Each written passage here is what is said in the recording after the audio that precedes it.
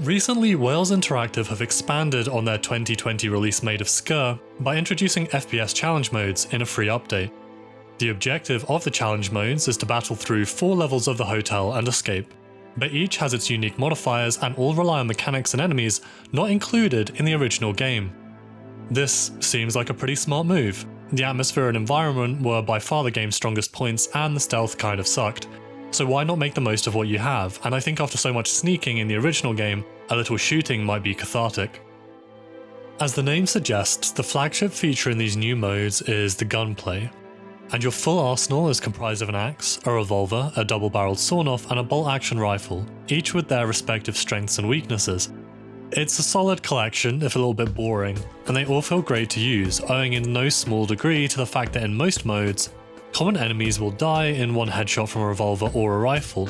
Furthermore, ammo is restricted in such a way that if you're not landing these headshots, you'll have to be versatile with your weapon choice. You can't just spaghetti western your way through the mode. And this restriction brings the game more in line with something like Resident Evil 4 or BioShock. That is, it feels more like an action horror, which makes sense. They're challenge modes made for replayability, and there's a score system to reflect that, and to compare your performance with your friends. This isn't the only place where the gameplay differs though. Where the original had an emphasis on sound to fit in with the stealth-focused gameplay, here the enemies barely hear a thing. You can shoot an enemy a few feet away from their friend and often they'll be none the wiser, or they'll willfully ignore it, hoping that they aren't next. This makes the whole experience a lot less tense, but it does mean you're able to pick your battles, so it can be more strategic. In a way, it makes sense for this more arcade-like mode, but it does erode the horror element. Speaking of BioShock, it's apparent that the game's splicers have been an influence when it comes to the new enemies on offer. Apart from the familiar Leatherface rejects who make up the bulk of enemies, there are 4 special enemy types. You have your walking lighthouses, who are essentially 19th century cyclops who shoot beams from their eyes. They don't really turn their head and they're bad at tracking, which means that their beams are rarely a problem. You can easily circle around behind them or just take cover between shots. Up next are the Banshees.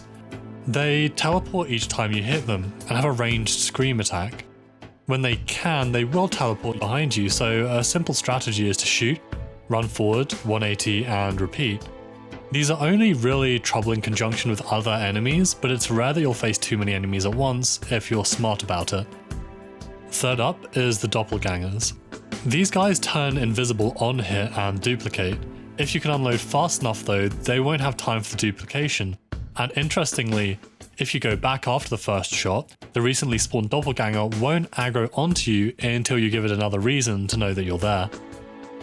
Last but not least, you have your token flamethrower enemies, who you can basically deal with as you would deal with the lighthouses, the only catch being they explode on death, so I wouldn't get too close.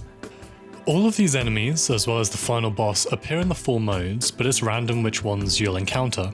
However, key locations won't change. There are 4 challenge modes in total. They are The Long Night, In Darkness, Acts of Kindness, and Nightmare at the Hotel. The Long Night is your standard challenge. You get 3 lives and your full arsenal. There's not a lot to talk about, it's easy and probably what I'd start with. But In Darkness is where it gets interesting. Rather than being in the lit hotel, you have, I suppose, the 1890s equivalent of a flashlight and have to fight your way through the dark. This is a much more interesting way of doing difficulty rather than crudely scaling up enemy health or increasing their numbers. And I think it makes by far for the best overall experience. It's tense and you basically have to feel your way around the hotel, making it seem almost unfamiliar. Acts of Kindness's gimmick is that you only have your axe to hand. On the face of it, only having an axe seems unnecessarily prohibitive, but it's a surprisingly strong weapon.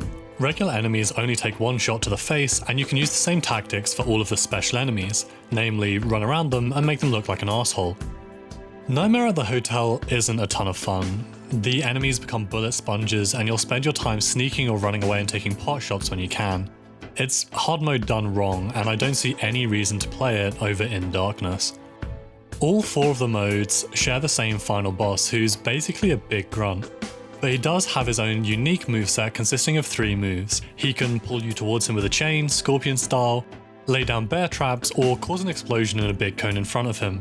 The usual strategy of staying close and circling him works fine, with the periodic annoyance of ads spawning, which you'll have to take care of in order to not get body blocked into oblivion, but the fight feels token. Like the developers threw it in because they felt they had to, and it's more annoying than fun after the first time doing it.